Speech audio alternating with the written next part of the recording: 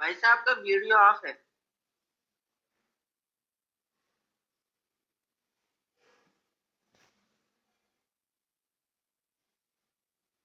सभी को जय तारण तरण। अखिल भारतीय तारण तरण जैन युवा सभा के तत्वाधान में संचालित भाव चले तारणम ई पाठशाला के अंतर्गत हम और आप उपदेश सुखसार जी के भावक भावों की चर्चा कर रहे हैं। उपदेश सुखसार जी जो आचार्य प्रवर श्रीमद जिन तारण तरण मंडलाचार्य महाराज द्वारा विरचित है, उन्होंने इसमें 401 से 460 नंबर की गाथा तक 57 भावक भावों की चर्चा की है। टीका इस ग्रंथ की ब्रह्मचारी ज्ञानानंद महाराज जी, ब्रह्मचारी दिव्यानंद महाराज जी ने की है। अपन ब्रह्मचारी दिव्यानंद महाराज जी की टीका के आधार पर चर्चा कर रहे हैं। आज लेंगे लोभ भाव, 52 नंबर का भाव है। पहले मंगलाचरण।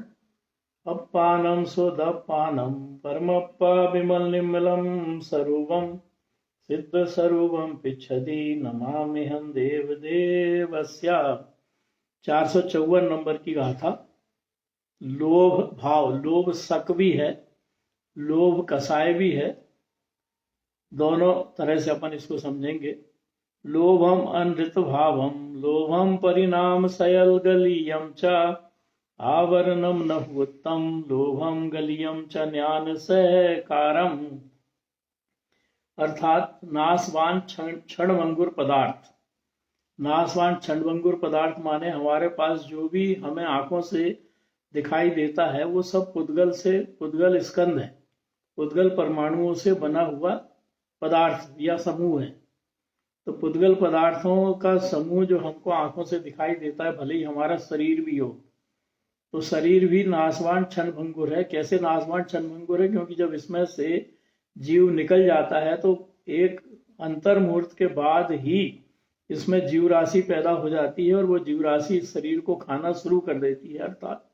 अर्थात हमारा शरीर सड़ना शुरू हो जाता है और 2-3 घंटे के बाद इससे बदबू आने लगती है। तो ऐसे जैसे जंगल में कोई प्राणी जानवर मर जाए और वो वहीं पर पड़ा रहे तो फिर उसके शरीर से निकलने वाली बदबू पूरे जंगल में फैल जाती है। कहीं हम जा रहे हों गाड़ी से और कहीं हमारे नाक में बदबू आ रही तो अपन खुद ही कहते हैं कि ये तो कोई जानवर की, मरे हुए जानवर की बदबू है। तो ऐसा हमारा शरीर भी नाशवान है।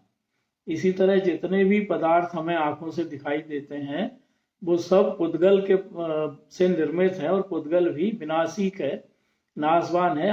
उसकी पर्याय लगातार बदलते रहती है और पर्याय बदल के हमें जो नए नए रूप उसके दिखते हैं वो उसका समूह है परमाणुओं का, जिसे अपन स्कंद कहते हैं, जो एक उपकरण का रूप ले लेता है या किसी पदार्थ का रूप ले लेता है। तो ऐसे जितने भी क्षणभंगुर नाशवान पदार्थ हैं उन पदार्थों के प्रति हमारे भीतर जो राग भाव होता है, उन पदार्थों की प्राप्ति का राग भाव होता है। तो ये राग भाव हमारा होता है हमारी अज्ञान दशा के कारण, और उस पदार्थ को प्राप्त करने के लिए हमारे भीतर जो लोभ होता है, उस पदार्थ को हमारे परिग्रह के रूप में इकट्ठा करने का भाव हो, चाहे 5 इंद्रिय के विषय भोगने का भाव हो, तो वो लोभ भाव हमारे भीतर होता है, जो होता है मूल रूप से अज्ञान के कारण। क्योंकि हम एक तरफ तो हम कह रहे हैं कि कोई भी पदार्थ मेरा नहीं, शरीर सहित जितने भी पदार्थ मुझे दिखाई देते हैं वो मुझसे परम भिन्न है, और दूसरी तरफ हम कहते हैं कि ये सारे पदार्थ मेरे हैं और उनसे राग भी करते हैं। राग मतलब मेरे हैं कहते हैं, तो मेरे हैं मतलब मैंने इकट्ठा किया है। ऐसा जब अपन कहते हैं तो ये जो परिणाम है ये लोभ के परिणाम है। और ऐसा कहना कि मेरे हैं और मुझे इकट्ठे करना है, तो इकट्ठे करने का जो परिणाम है, परिग्रह को इकट्ठा करने का परिणाम या 5 इंद्रिय विषय को भोगने का परिणाम, वो सारे लोभ भाव कहलाते हैं। और हम किसी को भोग नहीं सकते, हम किसी को इकट्ठा कर नहीं सकते, इसलिए अज्ञान जन्य परिणाम कहलाते हैं।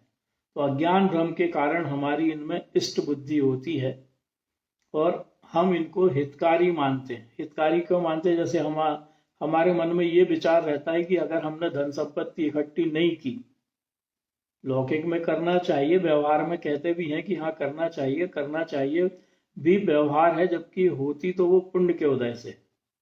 लेकिन हम कहते हैं कि धन संपत्ति का संग्रह हमें करना चाहिए। क्यों करना चाहिए? क्योंकि कल को अगर बीमार पड़ गए तो इलाज के लिए पैसे कहाँ से आएंगे? तो जब तक निश्चय छोड़ के व्यवहार चल रहा है तो व्यवहार में तो कहना उचित है कि हाँ, धन संपत्ति थोड़ी बहुत रहनी चाहिए पास में, क्योंकि हमारे उससे जीवन यापन चलता है। लेकिन मैंने धन कमा के इकट्ठा किया है, ऐसी भावना अगर है तो वो फिर हमारे भीतर अज्ञान है, और वो अज्ञान के कारण हम कहते जरूर हैं कि हमने धन संपत्ति इकट्ठी की है। कोई भी संयोगी पदार्थ हमारे साथ तभी तक रहता है जब तक उसका संयोग हमारे साथ निश्चित है, चाहे वो धन संपत्ति हो, चाहे परिग्रह के रूप में कोई भी पदार्थ हो। लेकिन हमारे भीतर तीव्र इच्छा रहती है, मेरे घर में बड़ा वाला फ्रिज है, उससे भी बड़ा आ गया तो अब मैं वो बड़ा वाला फ्रिज लाऊंगा। एसी इस कंपनी का और अच्छा आ गया तो मैं वो वाला एसी लाऊंगा। या मेरे घर में ये सुविधा नहीं है तो इसको जुटाऊंगा, मेरे पास ये नहीं है तो ये खरीदूंगा, किसी का गले का हार सुंदर लगा तो मैं भी ये हार खरीदूंगा। ऐसे लोभ हमारे भीतर हो जाता है, और उस लोभ के कारण घर में 2 मिक्सी रखी हो और तीसरी अच्छी निकली हो तो तीसरी और ले आते हैं। ऐसे लोभ के परिणाम हमारे भीतर लगातार वस्तु के संग्रह करने की जो प्रवृत्ति हमारे भीतर है, वो वस्तु के संग्रह करने की प्रवृत्ति को हम लोभ भाव कहते हैं। और ये हमारे सारे हम सबके भीतर है। ये लोभ करना माने वस्तुओं को इकट्ठा करना। क्योंकि हम देखते हैं कहीं भी अगर हो तो अपने घर में कोई सामान है और उस सामान से अच्छा कोई सामान बाजार में आ गया तो अपने को लगता है ये सामान भी मेरे घर में होना चाहिए, तो पुराना सामान तो है लेकिन नया और ले आए। क्यों ले आए? क्योंकि मेरा स्टेटस उससे बढ़ेगा कि मेरे पास ये लेटेस्ट टेक्नोलॉजी का सामान है। कोई देखने आएगा, मेरे घर बैठने आएगा तो मैं उसको बखान करूंगा कि देखो ये नया निकला, मैंने तो तुरंत खरीद लिया। तो ऐसे जो हमारे भीतर प्रतिष्ठा पाने का भाव रहता है, उसके कारण भी हम परिग्रह को इकट्ठा करते हैं। कई लोग तो ऐसी सामान जो अपने को देखने में लगे क्या कचरा रखा है, उसको खरीद के रख लेते हैं और कहते हैं कि एंटीक है। एंटीक है मतलब ना जाने कितने वर्षों पुराना और इतने लाख इतने करोड़ में मैंने इसको खरीदा है। तो ऐसे तक शौक लोगों को होते हैं। काय के कारण? अपनी प्रतिष्ठा को बढ़ाने के चक्कर में एक एक पेंटिंग लोग लाखों रुपए में खरीद लेते हैं और लगाते हैं घर में और कहते हैं कि देखो हमारे घर इनकी प्रिंटिंग। काय के लिए? अपनी प्रतिष्ठा को दिखाने के लिए, अपने मैं बड़ा आदमी हूं ये दिखाने के लिए। तो ऐसे दिखा दिखा के अगर अपने भीतर प्रसन्नता हो रही है, परिग्रह को इकट्ठा करके अपने भीतर प्रसन्नता हो रही है, और इकट्ठा हो जाए तो प्रसन्नता और इकट्ठा नहीं हो तो चिंता या संक्लेश। जैसे खूब पैसे वाला है तो वो तो खड़ा हुआ बाजार में और जो चाहिए ले आया, और ले आया तो उसको मान कि मैं तो जो चाहे वो कर सकता हूँ। और जिसके पास नहीं है वो संक्लेश परिणाम में कि मेरे पास ये नहीं है तो क्यों नहीं है, या मैं करूंगा।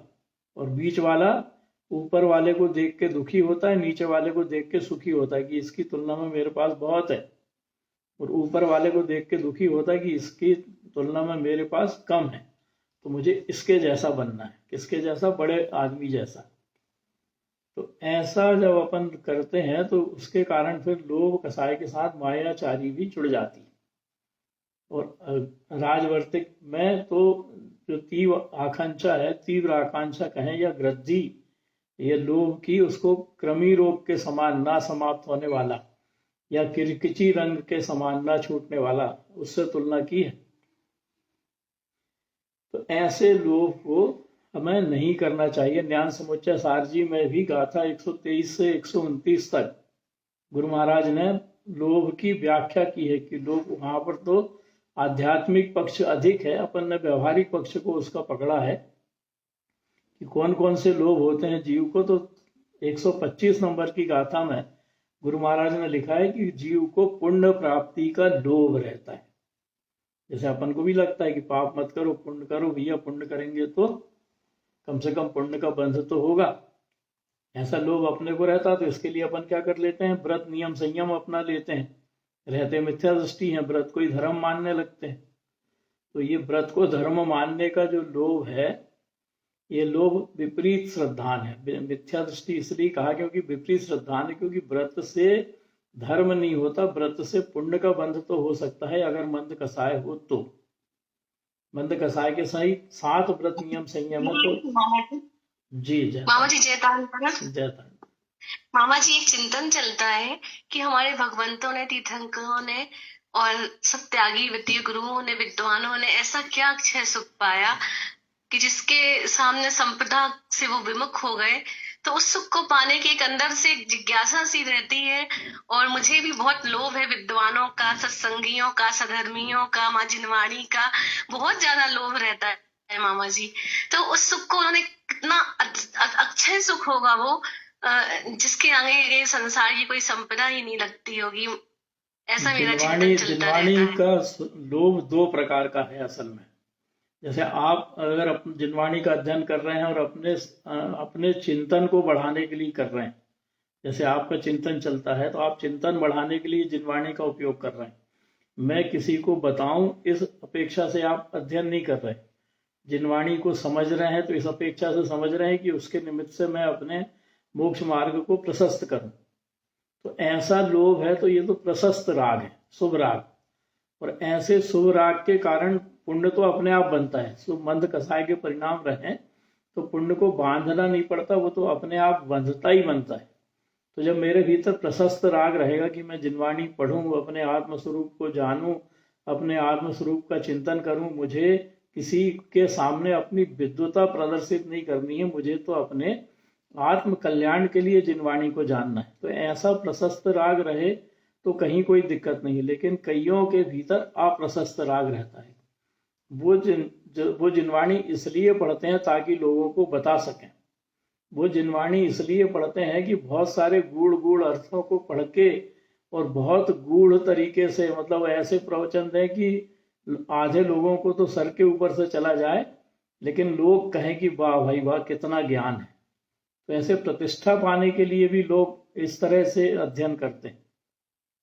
तो ऐसा अगर प्रतिष्ठा पाने का लोभ है और प्रतिष्ठा पाने के लोभ के चक्कर में शास्त्र ज्ञान अगर अपन कर रहे हैं तो वो लोभ अप्रशस्त लोभ है। और अप्रशस्त लोभ में, अप्रशस्त राग में हमेशा वो मंद कसाय अगर होगी तो पुण्य कर्म तो बंधेगा। लेकिन अगर मान कसाय के साथ है, तीव्र मान कसाय के साथ, तो प्रवचन करने वाले को भी मान कसाय के कारण पाप का बंध होगा। तो ऐसा लोभ अपने भीतर ना रहे, इस अपेक्षा से अपन लोभ भाव की चर्चा कर रहे हैं। और अगर हमारे भीतर जिज्ञासा है, तत्व को जानने की जिज्ञासा है, आत्मा के 1000 नाम कहे हैं तो क्यों कहे हैं, कैसे कहे हैं, किस अपेक्षा से कहे हैं, ऐसा मुझे पढ़ के, मेरे 1000 नामों को पढ़ के मेरे भीतर बहुमान आता है। मेरे मामा जी आत्मा के 1000 नाम किसमें मिलेंगे? वो जैन सिद्धांत कोश के अंतर्गत मिल जाएंगे, उसमें सर्च करेंगे आप तो वहां मिल जाएंगे। बहुत कई प्रकार के, तो जैसे 15-20 तो मैंने भी लिखे थे, उसमें ढूंढना पड़ेगा लेकिन मुझे वो कहाँ लिखे। तो ऐसे आत्मा, कल की कक्षा में आप बता दीजिएगा। मैं सिद्ध हूँ, मैं बुद्ध हूँ, मैं मतलब जितने प्रकार से विशेषण अपन लगा सकते हैं आत्मा के, वो सब आत्मा के नाम कहे गए। मैं एको हम द्वितीयो नास्ति कहते हैं तो मैं एक हूँ, एका एकू एका जो एक सूत्र पढ़ते हैं अपन उसमें खाती का विशेष में, तो एका एकू एका में मैं एक हूँ। इस तरह से उसकी व्याख्या जब एक बार बसंत महाराज जी ने की थी, तो एका एकू एका एक सूत्र, 3 शब्द के एक सूत्र को उन्होंने 1 घंटे तक बोला था और उसके बाद भी वो विषय समाप्त नहीं हुआ था। इतनी महिमा गाई थी उनने अपने आत्मा की उस एक सूत्र के आधार पर। तो ऐसे जब अपन जिनवाणी पढ़ते हैं और उसके कारण हमें बहुमान आता है तो हम कहें कि हाँ, हम सही में जिनवाणी अपने लिए पढ़ रहे हैं। और अपने लिए पढ़ रहे हैं तो पढ़ना चाहिए, सतत पढ़ना चाहिए। अपने भीतर ज्ञान पिपासा रहनी चाहिए कि हमारे को जितना हमारे बारे में पता लगे उतना अच्छा। वो कर्म सिद्धांत तो इसलिए पढ़ा जाता है कि हमें कम से कम ये ज्ञान हो जाए कि हम कहीं कुछ गलत कर रहे हैं तो हाँ अपने आप को सावधान कर पाए। और जिसकी तो आत्मा में लगन लग गई है उसको अगर कर्म सिद्धांत का कुछ याद भी नहीं रहता तो भी कोई दिक्कत नहीं है, क्योंकि जिसको आत्मा में लगन लग गई है उसके तो वैसे ही मंद कसाय के परिणाम रहेंगे। और जब मंद कसाय के परिणाम उसके प्रति समय रहेंगे, आत्मा की प्रति समय सुरत बनी रहेगी, तो उसको पुण्य बांधना नहीं पड़ेगा, पुण्य तो उसके पीछे पीछे घूमेगा, अपने आप बंधेगा, वो उसके साथ दिक्कत ही नहीं है, क्योंकि वो तो अपने आत्म स्वरूप में लवलीन कहने अपन अपने आत्म स्वरूप में जुड़ा हुआ है। तो ऐसे अपेक्षा से अगर अध्ययन करने का लोभ है तो कहीं कोई दिक्कत नहीं है, लेकिन अगर प्रतिष्ठा पाने के चक्कर में मामा जी अब तो ना पुण्य की चेष्टा है ना पाप की चेष्टा है, बस स्वयं के अंतरंग में लीन होने का शुद्ध भाव चलता रहता है। बराबर यही भावना होनी चाहिए। ऐसी भावना अगर है तो फिर कहाँ शास्त्र में क्या लिखा है ये भी अगर नहीं पता हो तो भी कोई दिक्कत नहीं। शिवभूति मुनि जैसे अपन हो सकते हैं कि हमें नहीं, अगर ज्ञान का क्षोभसम इतना ज्यादा है तो जरूरी नहीं कि हम सारी चीजों को समझें बारीकी से। लेकिन अब जैसे अंगदी अंगय बोला जाता है, महाराज जी ने कितनी सुंदर विवेचना करी अंगदी अंगय की, कि हम अंगदी अंगय को बाहर के अंगों से जोड़ लेते हैं, अपने अंग उपांग से जोड़ लेते हैं, जबकि वहां अंगदी अंगय की चर्चा तो निःशुद्धात्म स्वरूप के अंगों की अपेक्षा है। कि तुम अगर अंगदी अंगय कह रहे हो तो अपने आत्मा का बहुमान लाओ कि तुम अपने ज्ञान स्वरूपी आत्मा के अंग, जो तुम्हारे अंग है, सम्यक दर्शन, सम्यक ज्ञान या ज्ञान गुण, दर्शन गुण, उनका सदुपयोग करने का का अर्थ है अंगदी अंगय के आगे की व्याख्या।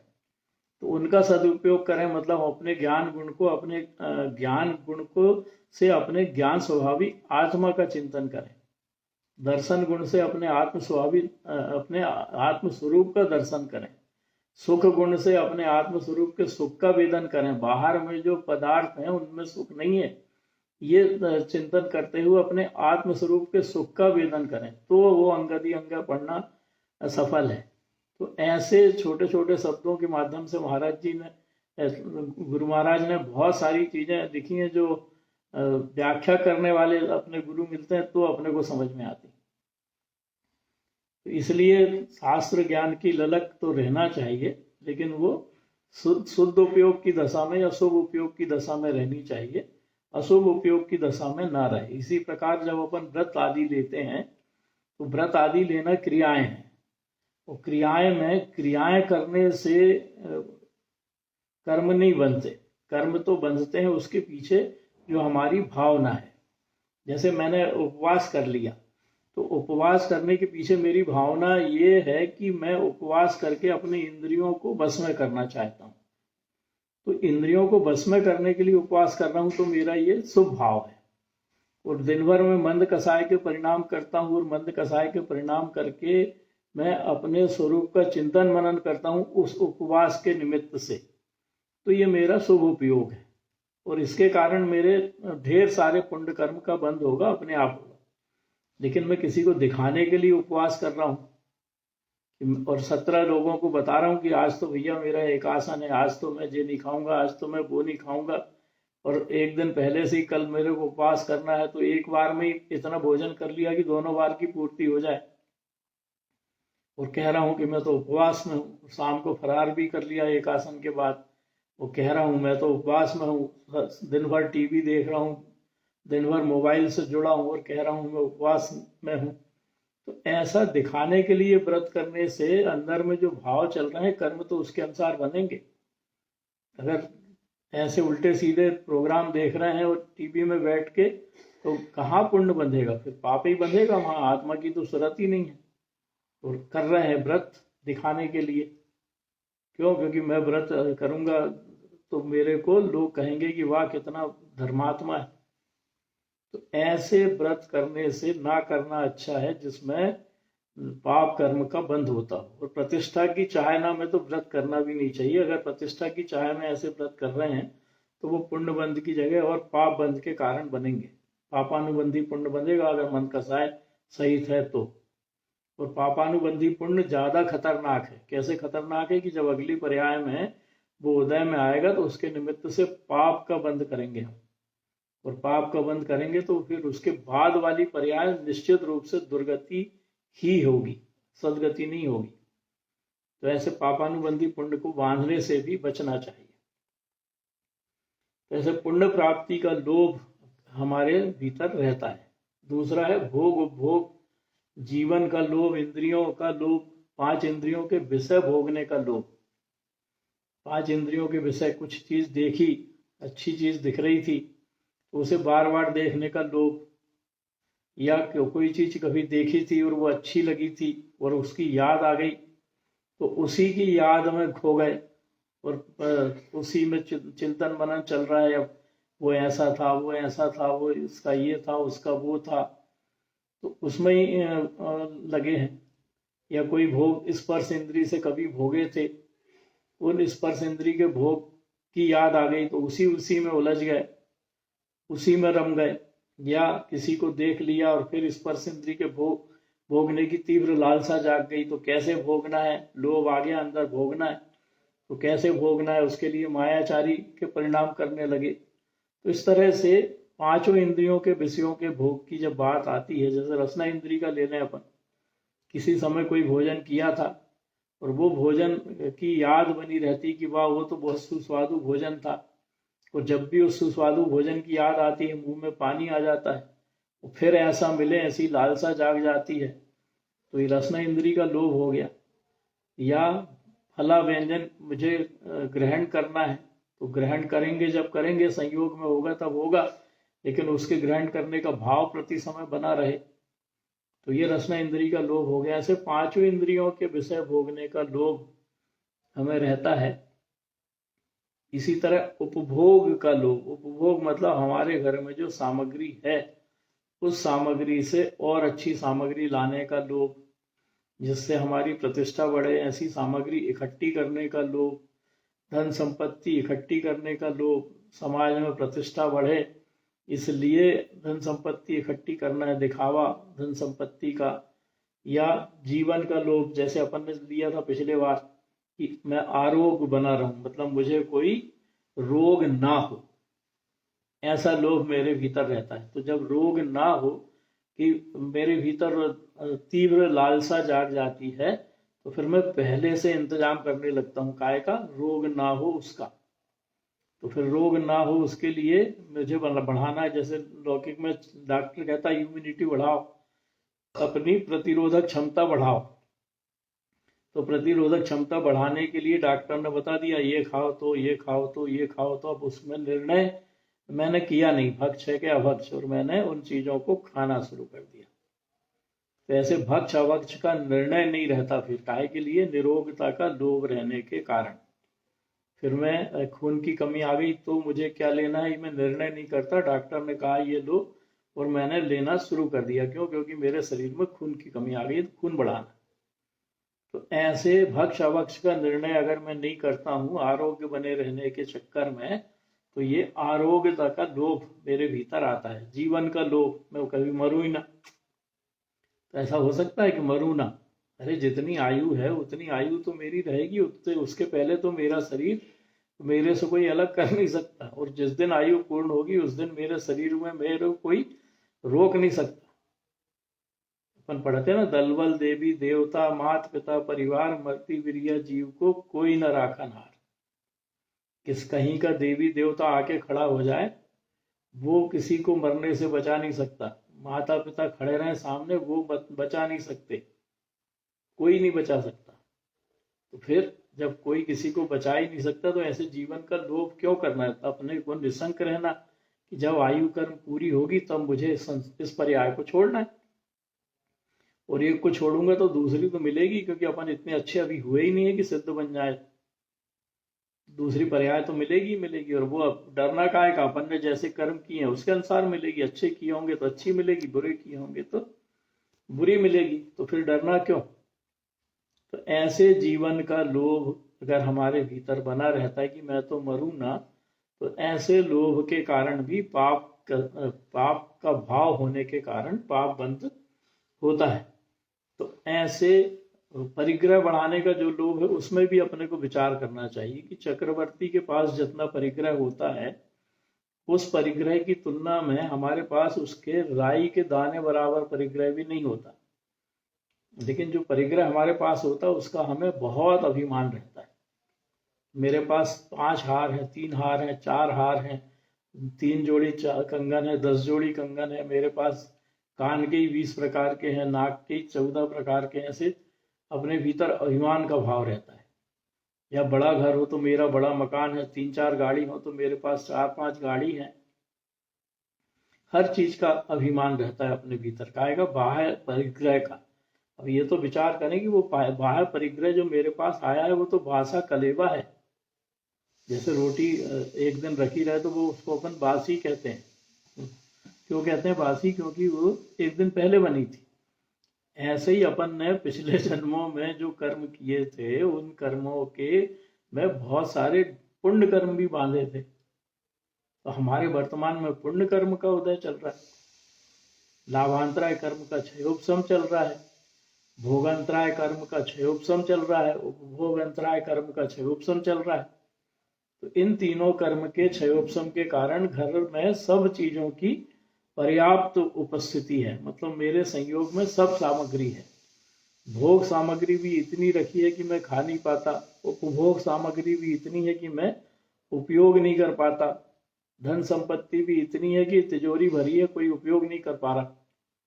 क्यों? क्योंकि पूर्व जन्म में पुण्य बांधे थे मैंने, उस पुण्य को मैं खा रहा हूं, मतलब बासा खा रहा हूं, और उस पुण्य के उदय में वर्तमान पर्याय में इठला रहा हूं।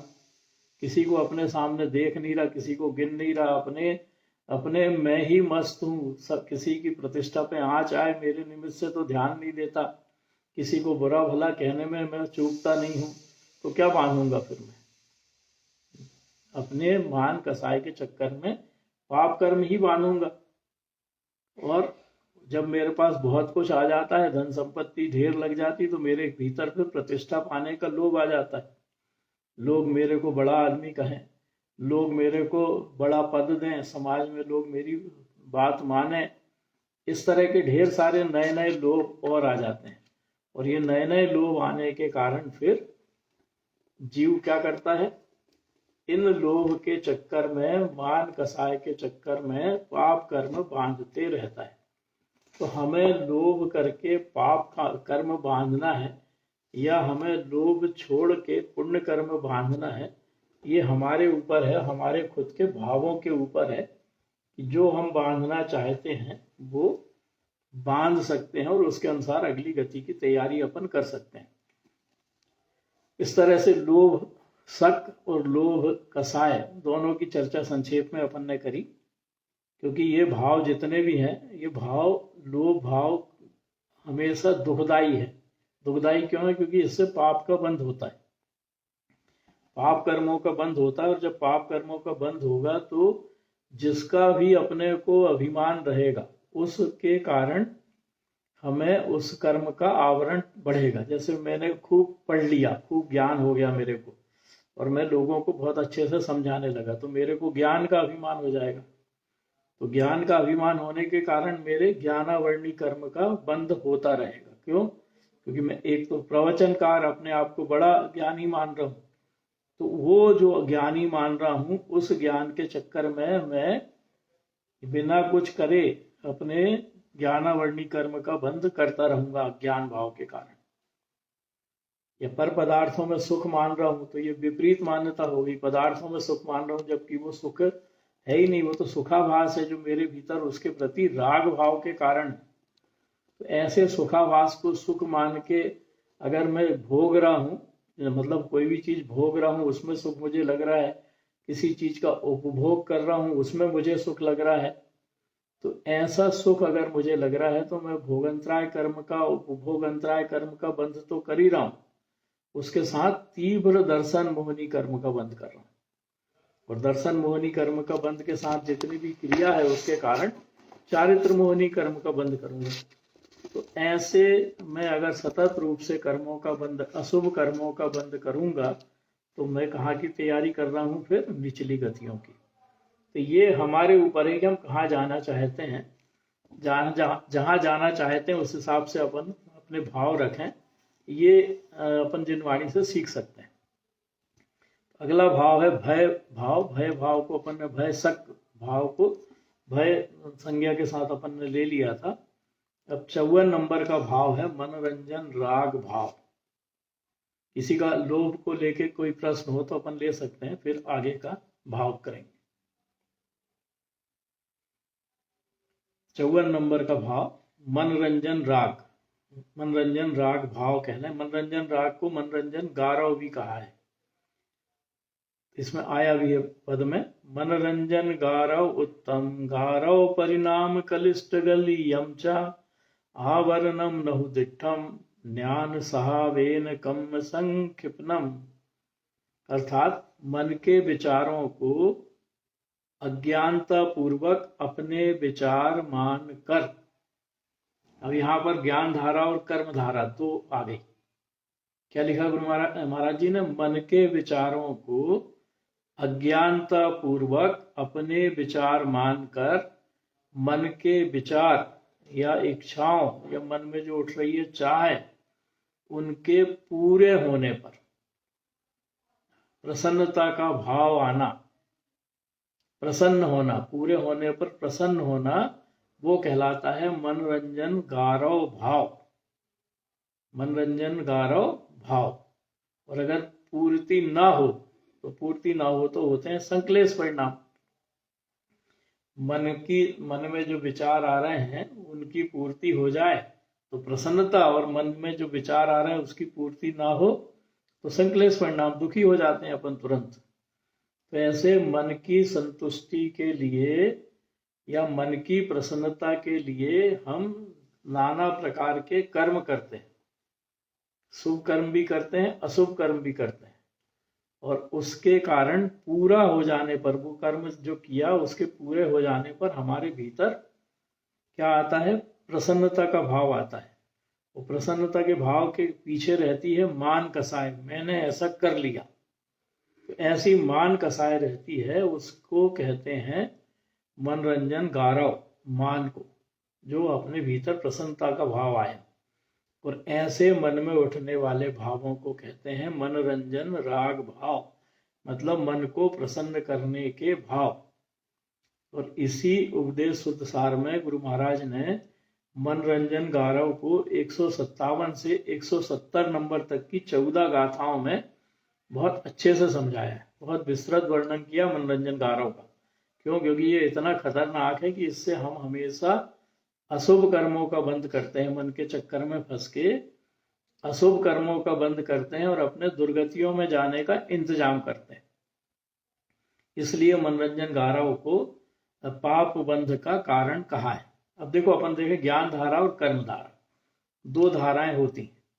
एक ज्ञान धारा होती है पुरुषार्थ पूर्वक, वो कर्म धारा होती है अपने आप। अपने आप माने कुपुरुषार्थ कहते हैं अपन उसको, क्योंकि अपने को लगता है कि वो भी तो हम विचार रहे हैं।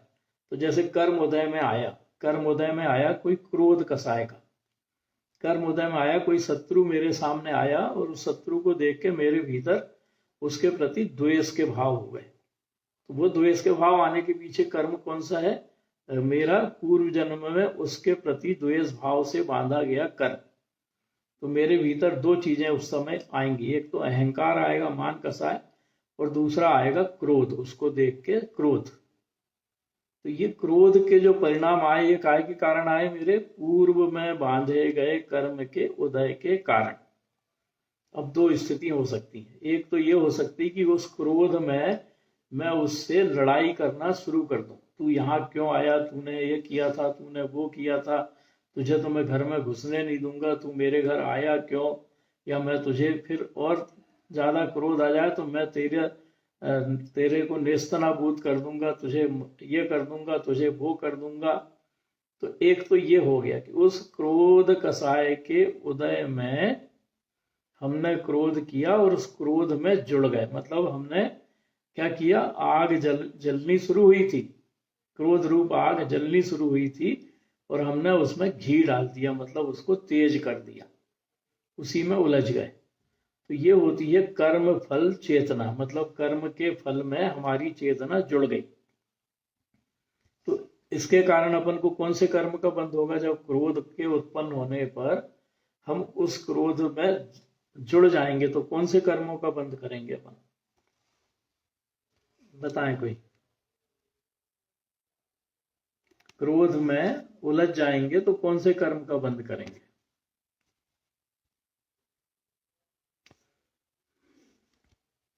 पुण्य का बंद करेंगे क्या पाप का? चलो ऐसा भी बोल सकते हैं।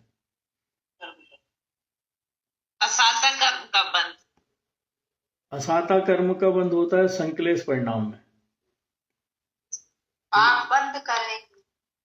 पाप बंध होगा, पाप बंध को अगर अपन कर्म की अपेक्षा करेंगे तो कर्म होता है राग द्वेष परिणाम के कारण। द्वेष परिणाम है चारित्र मोहनी का भेद। तो चारित्र मोहनी कर्म के कारण मुख्य रूप से बनेगा चारित्र मोहनी कर्म। और मैं क्रोध कर सकता हूं, ये अज्ञान भाव होने के कारण ज्ञानावर्णी दर्शनावर्णी भी बनेंगे और दर्शन मोहनी भी बंधेगा। और अपने ज्ञान में अंतर उस समय डाल रहे हैं तो वो अंतराय कर्म भी बनेगा।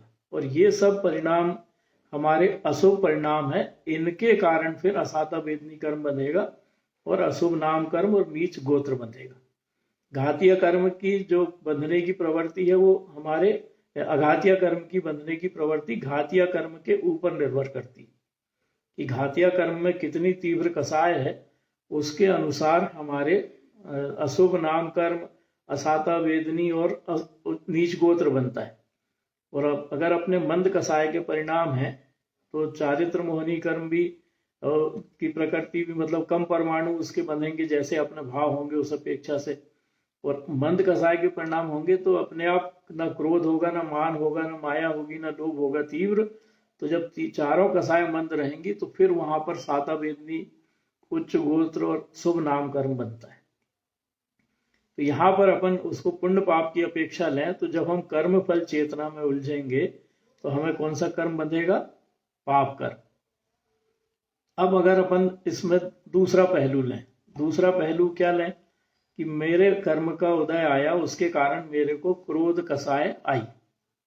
उस क्रोध में उलझ के मैंने अपने मन की संतुष्टि के लिए सामने वाले को खूब उल्टा सीधा बोला और ज्यादा क्रोध आया तो उसको मार भी दिया, या और ज्यादा क्रोध आया तो उसके हाथ पैर तोड़ दिए, और ज्यादा क्रोध आया तो उसको अधमरा कर दिया। ये हो गई क्रोध की पराकाष्ठा। या कोई कोई तो मार भी डालता है, कोई अधिक तेज क्रोध में मार भी डालते हैं। तो ये क्रोध की पराकाष्ठा हो गई। और काय में आई? केवल शत्रु को देखने के निमित्त से जो क्रोध कसाय उत्पन्न हुई थी उस क्रोध कसाय में जुड़ने से, मतलब कर्म फल की में हमारी चेतना जुड़ गई, इसलिए उसको अपन ने कहा कर्म फल चेतना में जुड़ जाना। अब इसका दूसरा पहलू ये हो सकता था कि मैं अपने पुरुषार्थ का उपयोग करूं। पुरुषार्थ का उपयोग करूं मतलब मैं अपने ज्ञान का उपयोग करूं, अपने ज्ञान का उपयोग करूं और ज्ञान का उपयोग करके ये विचार करूं कि मैंने इसको देख के मुझे क्रोध आया क्यों। अगर इसको देख के मुझे क्रोध आ रहा है इसका मतलब है ये मेरा किसी ना किसी जन्म का शत्रु है और मैंने कोई निदान बंद किया होगा, इसके कारण इसको देख के मुझे क्रोध आ रहा है।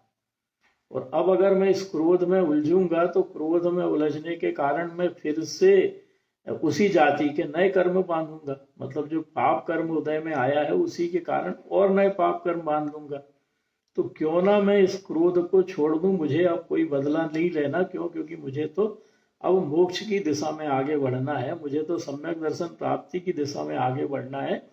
तो मैं क्यों इस राग के द्वेष के परिणाम के पीछे पड़ूं? मुझे तो इससे कोई बदला नहीं लेना। अगर मेरे भीतर इसके प्रति कोई दुर्भावना भी है तो मैं इसको क्षमा करता हूं, और मेरे भीतर हिम्मत होगी तो मैं उससे भी क्षमा मांग लूंगा, अगर मेरे भीतर हिम्मत है तो ऐसे मैंने अपने क्रोध के परिणामों को पलट दिया और मैं तो अपने आत्मा की सूरत करने लगा कि अरे देखो, मेरा स्वभाव तो क्रोध करना है ही नहीं, मेरा स्वभाव तो मात्र जानना देखना है, ये तो मेरा क्रोध करना विभाव भाव है। और ऐसे मैंने पुरुषार्थ पूर्वक कर्म फल चेतना को किस तरफ मोड़ दिया? ज्ञान चेतना की तरफ, ज्ञान धारा की तरफ। तो जब मैंने उस कर्म फल चेतना को ज्ञान चेतना की तरफ मोड़ दूंगा तो मेरे फिर अब कौन से कर्म का बंध होगा? पुण्य कर्म का कि पाप कर्म का? बोले अपनी पुण्य कर्म का बंध होगा। अब मेरे पास दोनों ऑप्शन थे। एक ऑप्शन था अपने मन को संतुष्ट करने के लिए लड़ने का, उस व्यक्ति को भला बुरा कहने का, है ना। और दूसरा था कि मेरे मन में जो विचार उठ रहे हैं उसको मैं झटक दूं और अपनी ज्ञान धारा की तरफ मुड़ जाऊं। तो इन दोनों ऑप्शन में से मैंने जिस ऑप्शन को चुना उसके अनुसार मेरी गति निर्धारित होगी। अगर मैं मंद कसाय के परिणाम करूंगा तो पुण्य का बंध करूंगा, सदगति की तरफ बढ़ूंगा, और अगर मैं क्रोध में उलझूंगा तो मैं पाप कर्म का बंध करके दुर्गति की ओर बढ़ूंगा। तो ऐसे मेरे भीतर मन में जितने भी विचार आते हैं, क्योंकि विचारों के प्रवाह को ही मन कहते हैं, और मन का स्वभाव है चंचल, और पांचों इंद्रियों का राजा भी है मन। तो जब मैं अपने मन की मानता हूं, काहे के कारण? अपने मन को संतुष्ट करने के लिए। तो जब मैं अपने मन की मानता हूं, अर्थात अपने मन को संतुष्ट करना चाहता हूं, तो उस समय संतुष्ट करने पर जब मेरे मन की हो जाती है तो मैं प्रसन्न हो जाता हूं, और मेरे मन की नहीं होती तो मैं दुखी हो जाता हूं। तो ऐसे प्रसन्न होने पर मेरे जो भाव रहते हैं, अभिमान के भाव, मान कसाय के भाव, मन की प्रसन्नता, मन की संतुष्टि के भाव, उन भावों को मनरंजन राग भाव कहा है, मनरंजन गारव कहा है। और ऐसे मनरंजन गारव में हम हमेशा पूरे समय उलझे रहते हैं। जैसे घर में किसी ने अपने से उल्टा सीधा कहा, तो वो हमारे सामने पड़ गया कमजोर, हमने उसको एक की जगह 10 सुना दी। तो 10 सुनाने के बाद सामने वाला घिघियाने लगा या सामने वाले ने माफी मांग ली, तो हमारा चेहरा देखें उस समय कैसा प्रसन्नता से खिल जाता है कि इसको मैंने 10 सुना दी, इसकी तो पूरी इज्जत उतार के रख दी, मेरे सामने बन रहा था। तो उस समय जो हमारे दंभ के परिणाम, अपने भीतर मान कसाय के परिणाम होते हैं, वो हमने काय के कारण आए हमारे भीतर, हमने मन को संतुष्ट किया। मतलब मैं तुझे सुना सकता हूं या मैं तुझे उल्टा सीधा बोल सकता हूं, ये अभिमान मेरे भीतर था और इस कारण से मैंने अपने मन की करी। तो ऐसे किसी भी प्रकार के भाव हो, चाहे 5 इंद्रियों के विषय भोगने के लिए मन अपने को प्रेरित कर रहा हो, चाहे किसी को बुरा भला कहने के लिए अपना मन अपने को प्रेरित कर रहा हो, या अपने अभिमान को, अपने पास जो कुछ है उसको दूसरों को दिखाने के भाव से अपना मन अपने को प्रेरित करता हो। तो ये सब प्रेरणा जो हमारे भीतर मन से मिलती है, वो सारी प्रेरणाएं हमारी पूर्व के बांधे गए कर्म के उदय से मिलती है। और हम उसमें अगर उलझते हैं तो हम लगातार काय का बंध करते हैं, लगातार पाप कर्म का ही बंध करते हैं, क्योंकि हम पर पदार्थों में सुख ढूंढ रहे हैं, पर पदार्थों से सुखी होकर अपन गारव कर रहे हैं, अभिमान कर रहे हैं। तो ये सब मन को रंजायमान करने के ही भाव हैं। मन रंजन मतलब मन को रंजायमान करना, रंजायमान, रंजन माने प्रसन्नता, या रंजायमान करना मतलब मन को प्रसन्न करना। तो मन को प्रसन्न करने के जितने भी भाव हैं वो 5 इंद्रियों के विषयों के भोगने को लेकर भी हो सकते हैं, या किसी को क्रोध करके किसी की प्रतिष्ठा गिराने के भाव हो सकते हैं, या खुद मान कसाय करके प्रतिष्ठा पाने के भाव हो सकते हैं।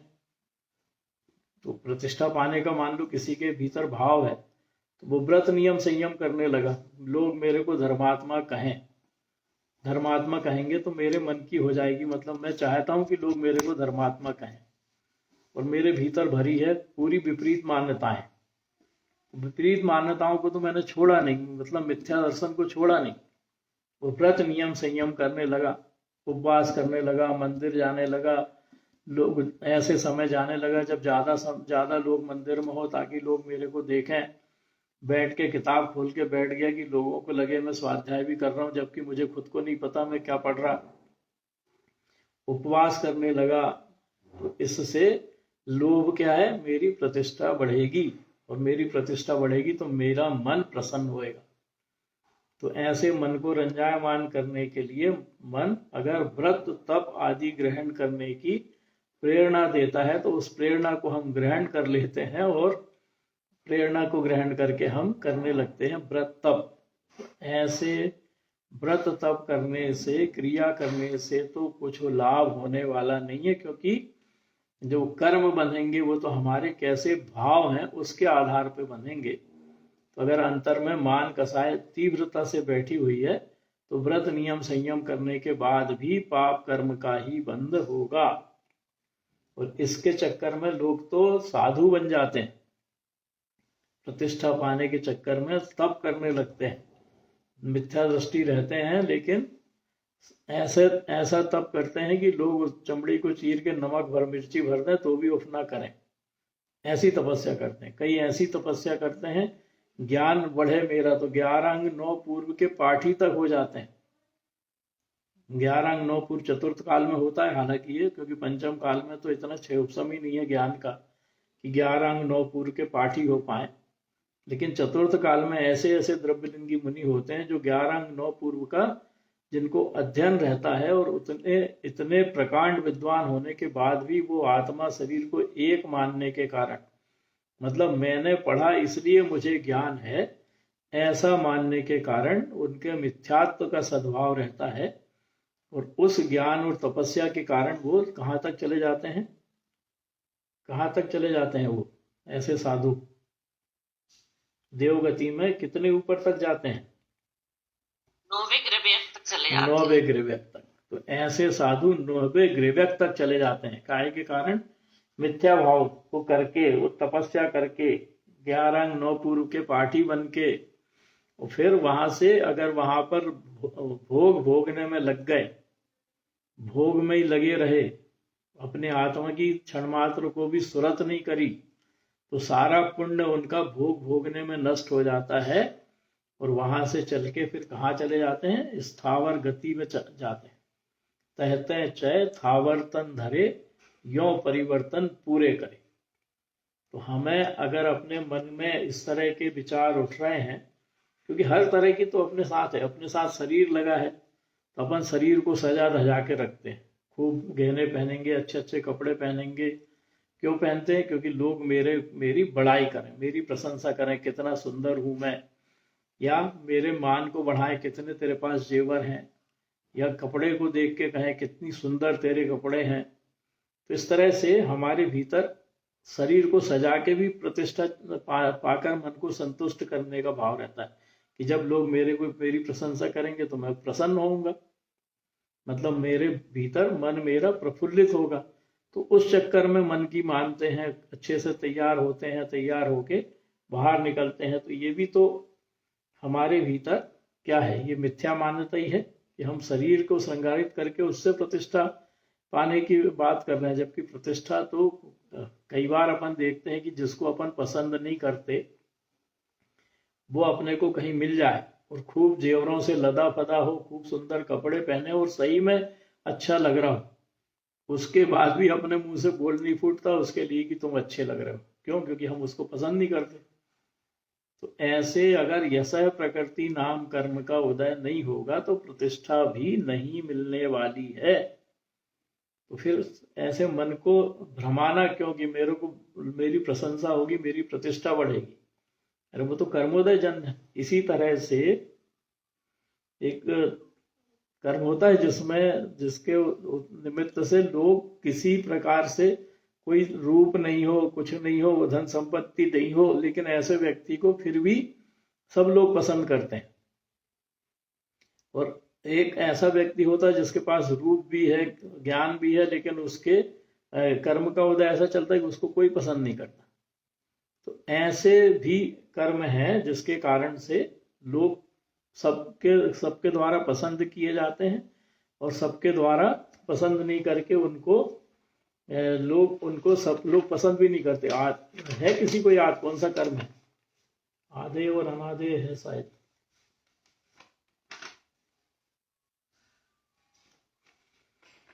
बताओ, कोई को याद हो कौन सा कर्म है ऐसा जिसके कारण रूप नहीं होने के बाद भी, धन संपत्ति नहीं होने के बाद भी उसे लोग पसंद करते हैं? सुभग नाम कर्म। अपन एक कर्म मानते हैं जिसको कहते हैं सुभग नाम कर्म। सुभग नाम कर्म का जिसके उदय होता है उसके पास धन संपत्ति भी ना हो, रूप भी ना हो, सादे कपड़े पहनता हो, तो भी सारे लोग उसको पसंद करते हैं। सारे लोग उसको पसंद करते हैं और सब लोग उसके मतलब जैसा चाहे वैसा उसके लिए करने को तत्पर रहते हैं। यह है सुभग नाम कर्म। और उसी का विपरीत है दुर्भग नाम कर्म।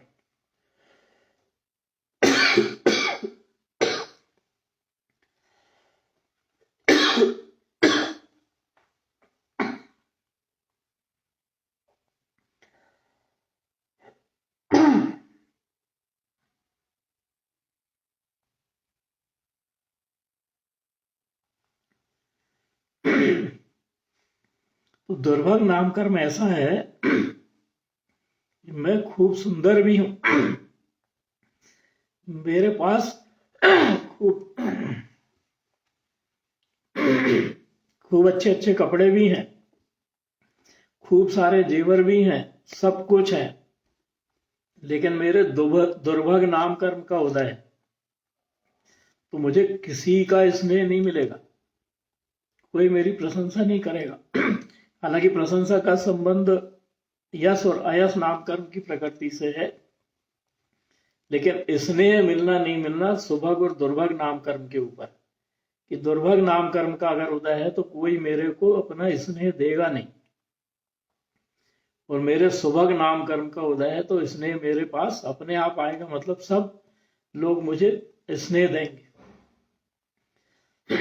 एक एक कर्म की व्यवस्था तो निश्चित है, सब कर्मोदय जन्म परिणमन है, और मुझे लगता है कि मैं बहुत अच्छा प्रवचनकार हूँ, मैं बहुत अच्छा एंकर हूँ, मैं बहुत अच्छा विनय भाव से रहता हूँ, मैं बहुत अच्छा ये हूँ, मैं बहुत अच्छा वो हूँ, इसलिए लोग मेरे को पसंद करते हैं, मेरी प्रशंसा करते हैं, मेरे को ये। हालांकि व्यवहार में ये सब गुण होना चाहिए, व्यवहार में गुण होना चाहिए, लेकिन निश्चय में अपने भीतर ये चिंतन चलना चाहिए कि जो कुछ भी मुझे मिल रहा है, चाहे प्रशंसा मिल रही है, चाहे मेरी अवहेलना हो रही है, चाहे मुझे स्नेह मिल रहा है या स्नेह नहीं मिल रहा, तो ये मेरे खुद के कर्म के उदय से है। और जब ऐसा चिंतन चलेगा तो फिर हम मिलने पर प्रसन्न नहीं होंगे और नहीं मिलने पर दुखी नहीं होंगे, मतलब अपने मन में हमारे फिर संक्लेश परिणाम भी नहीं आएंगे और गारव के भाव भी नहीं होंगे। तो हम कह सकते हैं कि हाँ, हमने जीवन को समझा है, मनोरंजन क्या होता है ये समझा है, और नहीं तो फिर अपन हर चीज के लिए जिससे हमको प्रसन्नता मिलने वाली है उस हर चीज को पाने के लिए आतुर रहेंगे, और आतुर रह के अपने मन की करने के लिए कुछ भी करना पड़े, साम दाम दंड भेद, मतलब मायाचारी करना पड़े, मान कसाय करना पड़े, क्रोध करना पड़े, सब करेंगे, और सब करके फिर उसको प्राप्त करना चाहेंगे। क्यों? क्योंकि हमें अपने मन को संतुष्ट करना है। तो इसलिए मन को संतुष्ट नहीं करने के अगर अपने भीतर भाव हैं तो फिर हमको मन को बस में करने के उपाय करना चाहिए, मतलब मन हमारे बस में रहे। तो महाराज जी सबसे बढ़िया तो एक चीज बताते हैं कि अपने मन को कहीं और लगा दो, किसी काम में उसको उलझा दो, तो वो खाली नहीं रहेगा, और खाली नहीं रहेगा तो फालतू के विचार आएंगे नहीं। और उलझाने का सबसे बढ़िया तरीका है कि मन में फालतू के विचार आ रहे हैं तो अपन पढ़ने बैठ जाओ, तो पढ़ने बैठ गए तो जो पढ़ेंगे उसको समझने का प्रयास करेंगे, तो अपने भीतर से जो फालतू के विचार चल रहे थे वो अपने आप समाप्त हो जाएंगे। या फिर इतने हम ज्ञानी हो जाएं कि भेद ज्ञान करना शुरू कर दें हर प्रत्येक विचार में, कि ज्ञान धारा और कर्मफल चेतना और ज्ञान चेतना दोनों को भिन्न भिन्न देखने लगें, तो हम मन को बस में कर सकते हैं। क्यों? क्योंकि मन को बस में करने के लिए हम खुद हैं, कोई दूसरा उसको बस में करा नहीं सकता। ऐसी बाहर पदार्थों में जो सुख और दुख मान रहे हैं उसको तत्व ज्ञान पूर्वक सुख और दुख माने ना, क्योंकि जो हम भोग रहे हैं वो भोग से सुख नहीं है, उसके पीछे हमारा राग भाव है कि इसमें सुख है, तो उस राग भाव को भोगते हैं अपन। वस्तु में अगर सुख होता तो वस्तु रखे रखे भी सुख दे। जैसे किसी भोजन को अपन ने किया और भोजन करने के बाद हमें लग रहा है कि हम सुखी हो गए, तो सिद्ध परमात्मा तो भोजन करते ही नहीं, अनंत परमात्मा तो भोजन करते ही नहीं है, फिर वो कैसे सुखी हो गए? अरे वो तो अपने ज्ञान गुण का वेदन कर रहे हैं, अनंत सुख गुण का वेदन कर रहे हैं, इसलिए सुख हो गया उनको सुख गुण प्रकट हो गया है। तो अगर बाहर में सुख होता तो वो भी उसी में नहीं उलझे रहते। वो क्यों सुख गुण को या अनंत चतुष्टय को प्रकट करने के लिए लगे रहते। तो ऐसे जब अपन अपने को संबोधेंगे कि बाहर में जो मैं इच्छा करता हूँ भोगने की, चाहे वो विषयों को भोगने की इच्छा हो, चाहे पांच इंद्रिय के किसी भी इंद्रिय के विषय को भोगने की इच्छा हो, या किसी धन संपत्ति को इकट्ठा करने की इच्छा हो, चाहे घर मकान दुकान बड़ा बनाने की इच्छा हो, या पुत्र परिवार जन को पालने की मेरे भीतर जो इच्छा है, ये सब जो है वो कर्मोदय जन्य है और अपने आप होने वाली व्यवस्था है। अगर मेरे निमित्त से हो रही है तो मैं उसमें मात्र निमित्त हूं। किसी को मैं परिणमा सकता नहीं, किसी को परिणमा नहीं सकता, माने कोई को मैं कुछ बनाना चाहूं बनेगा वो वही जो उसके परिणमन में है। और ऐसा जब मैं निर्णय करके अपने को आकर्ता भाव से देखूंगा तो फिर मुझे भोक्तापने से, कर्तापने से, भोगों से अपने आप अरुचि होने लगेगी। मतलब मैं अपने आप को कर्ता भोक्ता मानना बंद कर दूंगा, अपने आप को भोगने वाला या किसी पदार्थ को भोग के सुखी होने वाला मानना बंद कर दूंगा। तो जब ऐसा कर दूंगा तो निश्चित रूप से मेरे भीतर अपने मन को बस में करने का कुछ ना कुछ मेरा प्रयास तो सफल हो जाएगा।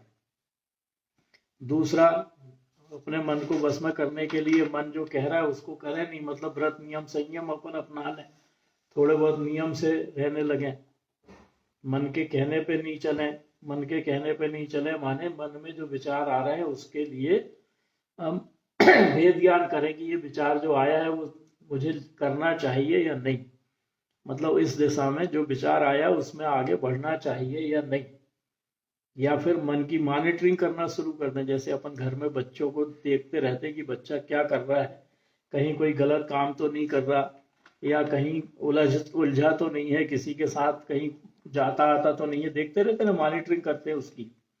इसी तरह अपने मन की मॉनिटरिंग करें कि मन में जो विचार आ रहा है वो विचार काहे का है।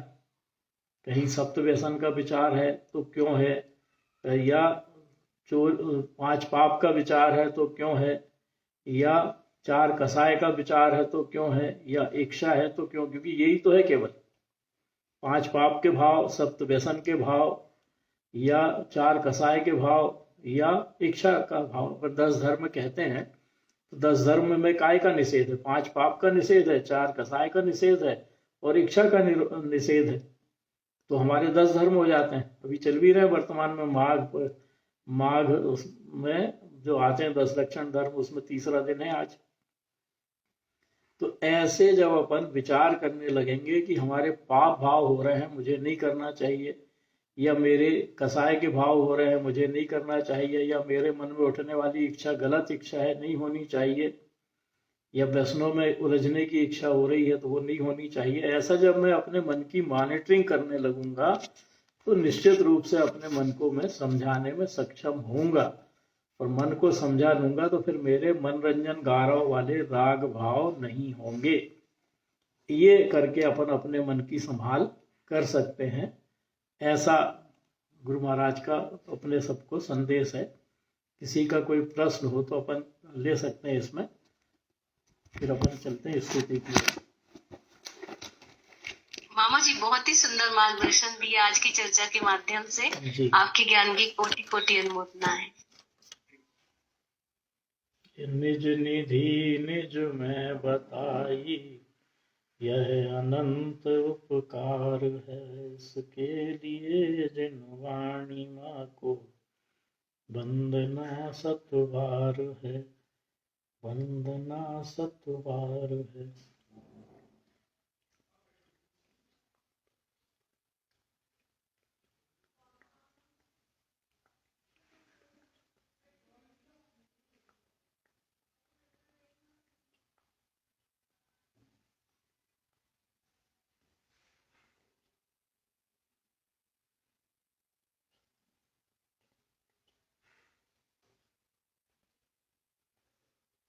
बोलिए श्री